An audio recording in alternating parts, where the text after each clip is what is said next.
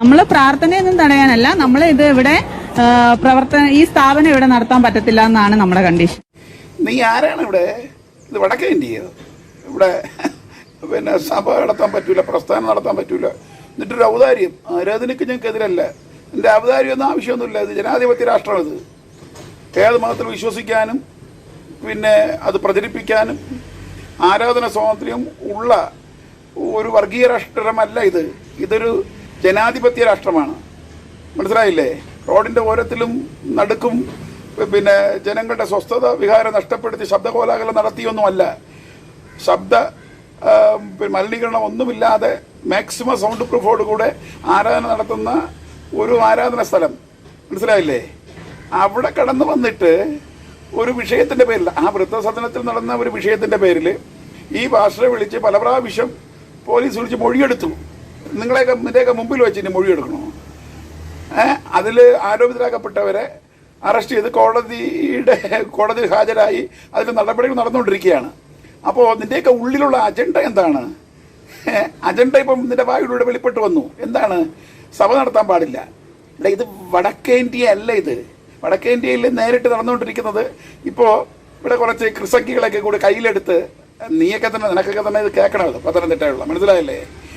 നിന്റെ കുറെ കയ്യിലെടുത്തുകൊണ്ട് അകത്തിരുന്നു കൊണ്ട് അജണ്ട നടത്തിക്കൊണ്ടിരിക്കുകയാണ്. ഒരു ആരാധനാലയത്തിൽ ഞായറാഴ്ച ആരാധന നടത്താൻ പോവുകയാണ്. പുറത്തിരുന്നുകൊണ്ട് ഇവിടെയൊക്കെ പിന്നെ അങ്ങോട്ട് ആര് പോകണ്ടെന്ന് നീ തീരുമാനിക്കണം. നിനക്ക് ആരിവിടെ അധികാരം നിന്ന് ഇവിടെ ഏതെങ്കിലും ക്ഷേത്രത്തിലോ പിന്നെ മറ്റേ പൂജാ സ്ഥലങ്ങളിലോ കടന്നു വന്ന് ഇന്നിവിടെ പൂജ വേണ്ട, ഇന്ന് ആരാധന വേണ്ട ഇവിടെ എന്ന് പറയും ഏതെങ്കിലും ക്രിസ്ത്യാനിയുടെ കടന്നു വന്നാൽ അതിൻ്റെ അവസ്ഥ എന്താണ്? ഈ ഓലപ്പാമ്പൊന്നും കാണിച്ച് പേടിപ്പിക്കുക. അത് വേറെ എവിടെയെങ്കിലും നടക്കണോ? അത് മനസ്സിലായില്ലേ? ഏതെങ്കിലും ഒരു ഭരണം ഇരിക്കണത് എന്നുള്ള ഹുങ്കില് ഇങ്ങനെയൊക്കെ നടന്നു കഴിഞ്ഞാൽ ഇതൊന്നും അധികകാലമൊന്നും പോകത്തില്ല. അതാദ്യം മനസ്സിലാക്കണം. പ്രിയ സഹോദരി, അടുത്ത ഓമല്ലൂർ പഞ്ചായത്ത് പ്രസിഡന്റ്, എന്ത് അടിത്തറയിൽ, എന്ത് ധൈര്യത്തിൽ ആണ് നിങ്ങൾ ഈ പ്രസ്ഥാനം നടത്തുന്നത്? ഇവിടെ ഈ പ്രസ്ഥാനം, ഈ സഭ നടത്താൻ ഞങ്ങൾ അനുവദിക്കില്ല എന്ന് ഈ സഭയ്ക്കകത്ത് വെച്ച് പീഡനം നടന്നു? അല്ലെങ്കിൽ ഈ സഭയിലെ ബിനു പാസ്റ്റർ പിന്നെ ആരെങ്കിലും നിർബന്ധിച്ച് മതപരിവർത്തനം നടത്തിയെന്ന് ആരെങ്കിലും ആരോപണം അവർ കടന്നു വന്നോ?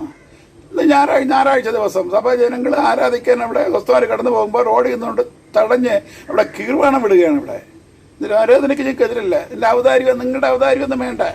ഇന്ത്യൻ ഭരണഘടന നിയമവ്യവസ്ഥ തന്നിട്ടുള്ള പിന്നെ അനുകൂലതയുണ്ട്, സ്വാതന്ത്ര്യമുണ്ട്. ആ സ്വാതന്ത്ര്യത്തിൽ നിന്ന്, ആ പരിമിതിക്കകത്ത് നിന്നാണ് ഞങ്ങളിവിടെ ആരാധന നടത്തുന്നത്. പക്ഷേ നിങ്ങളെയൊക്കെ ചിന്തിച്ച് നോക്കുക, വടക്കേ ഇന്ത്യയിലും ഇവിടെ പലയിടങ്ങളിലുള്ള നിങ്ങൾ ആ പരിധിയും പരിമിതിയും അതിൻ്റെ അപ്പുറത്തെ മുള്ളുവേലി ലംഘിച്ചുകൊണ്ടല്ലേ ഇവിടെ പല പ്രസ്താവന നടത്തുന്നതും ഇവിടെ പല കാര്യങ്ങളും ചെയ്യുന്നതും. മനസ്സിലായില്ലേ? അതുകൊണ്ട് ഈ ഓലപ്പാമ്പ് കാണിച്ച് പീച്ചണി കാണിച്ചെന്ന് പേടിപ്പിക്കാനൊന്നും നിൽക്കണ്ട. നിങ്ങൾക്ക് തടയാൻ പറ്റും. അല്ലെങ്കിൽ കുറച്ചുപേരെയൊക്കെ ഈ കുറച്ച് പെണ്ണുങ്ങളെയൊക്കെ പിന്നെ ഭീഷണിപ്പെടുത്താൻ വേണ്ടി പറ്റും. പക്ഷേ ഈ അന്തിമ വിജയമെന്ന് പറയുന്നത് അത് ആത്മശക്തി അകത്തുള്ളവർക്കാണ്.